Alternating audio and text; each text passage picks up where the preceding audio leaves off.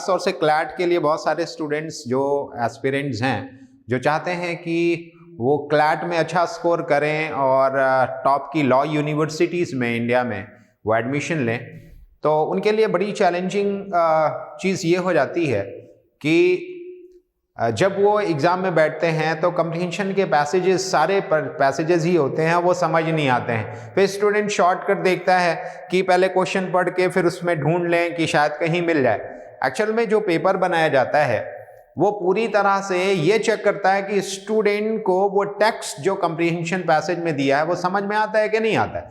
जब तक वो समझ में नहीं आएगा बच्चे को स्कोर करना मुश्किल है। तो एग्जामिनेशंस की तैयारी कराने के लिए कोचिंग इंस्टीट्यूट्स करते ये हैं कि स्टूडेंट को टेस्ट पे टेस्ट, मॉक पे मॉक देते रहते हैं, लेकिन वो चीज़ें बहुत अच्छा नहीं काम करती।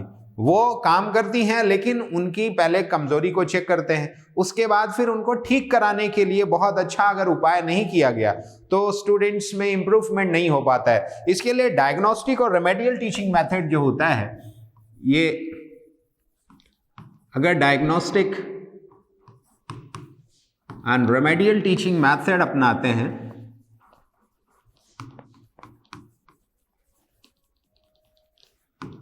इसमें क्या होता है, पहले स्टूडेंट की प्रॉब्लम को डायग्नोस करते हैं। ये प्रॉब्लम को डायग्नोस अगर कर लिया तो फिर आप उसको रेमेडी दे सकते हैं, उसका इलाज कर सकते हैं, उसको दवा दे सकते हैं। तो ये रेमेडी अगर ना दिया जाए तो डायग्नोस करने से कोई मतलब नहीं है। बीमारी का पता चल गया लेकिन इलाज ही नहीं हो रहा है, तो टेस्ट पे टेस्ट और मॉक पे मॉक बहुत कराने से फायदा नहीं होगा जब तक उन टेस्ट सीरीज और मॉक टेस्ट लेने के बाद जो बच्चों की बेसिक प्रॉब्लम्स हैं उसको 1-to-1 सॉल्यूशन मिलना चाहिए। पहले तो ग्रामर की जो प्रॉब्लम है, लैंग्वेज की जो प्रॉब्लम है, कम्प्रीहेंशन की जो प्रॉब्लम है, उसको बेसिक लेवल पे ठीक करना पड़ेगा। अगर 1 महीने में भी अगर इसको स्टूडेंट में ठीक किया जाए तो वो काफ़ी होता है। 1 महीने में स्टूडेंट को उसकी जो बेसिक प्रॉब्लम्स हैं उससे सही कराने के बाद फिर उसके बाद आता है कम्प्रीहेंशन पैसेज में जो स्टूडेंट की क्रिटिकल थिंकिंग है वो काम करना चाहिए, यानी कि डेप्थ में जाकर के राइटर के आइडियाज को समझ पाए।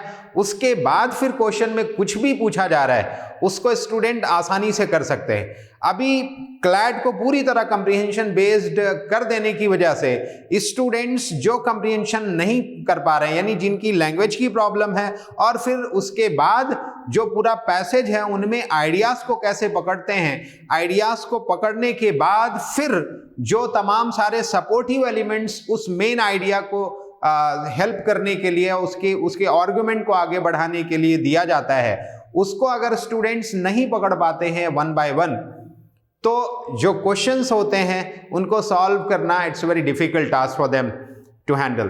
तो इसीलिए हम लोग जो पैनासिया लॉ क्लासेस है पावर्ड बाय edu+24.com, आप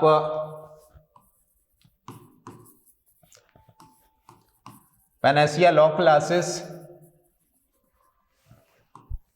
सपोर्टेड बाय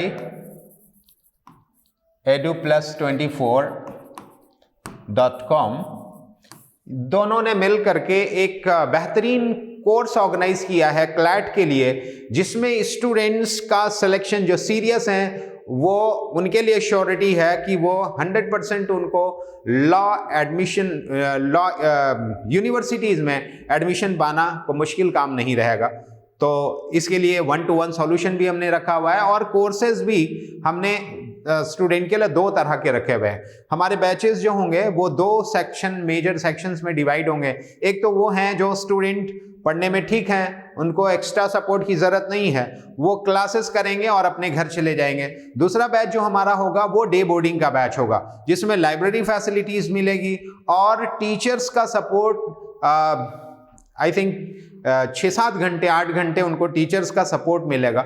जो भी प्रॉब्लम होगी उस टाइम पे तैयारी करने के लिए जो डे बोर्डिंग को यहाँ पे रुकेंगे लाइब्रेरी में, उनको सपोर्ट मिलता रहेगा ताकि वो अच्छा अपना स्टैंडर्ड बना लें और एंट्रेंस में बढ़िया नंबर लेकर के आएँ और अच्छी यूनिवर्सिटी में एडमिशन पाएँ।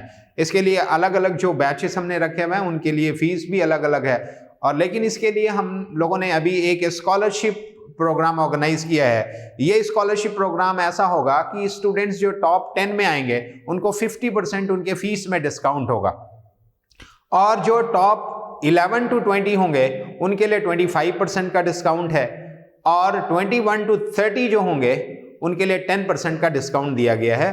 तो जो स्टूडेंट इंटरेस्टेड हैं इसमें अपने स्कॉलरशिप प्रोग्राम में पार्टिसिपेट करके इसका फ़ायदा उठा सकते हैं। लगभग 15 लाख रुपए का स्कॉलरशिप इसमें स्टूडेंट के फीस में डिस्ट्रीब्यूट हो सकता है।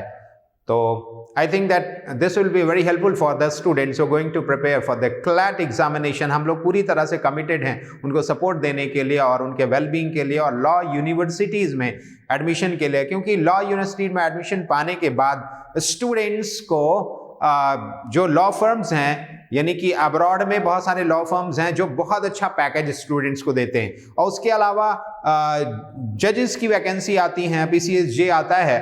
तो इन सारी सिविल जज जो बनना चाहते हैं उन सभी के लिए अगर लॉ यूनिवर्सिटी से एडमिशन लेकर के स्टूडेंट पढ़ के आता है, क्लैट की तैयारी करके तभी हो पाता है। तो इसमें उसकी आधी तैयारी तो जज बनने के लिए ऐसे ही हो जाती है। उसके बाद बचता है कि जब वो स्टूडेंट लॉ की पढ़ाई कर रहा होता है उस दरमियान भी वो काफ़ी कुछ तैयारी कर सकता है कि पास आउट होने के बाद वो PCSJ को अपीयर करके और जज की पोस्ट हासिल कर सकता है। तो मुझे उम्मीद है कि इस तरह से अगर स्टूडेंट पैनासिया लॉ क्लासेस को ज्वाइन करेंगे तो उनके लिए बहुत ही बेनिफिशियल होगा और फ्यूचर में उनके कैरियर के ब्राइट होने के चांसेस बढ़ जाते हैं।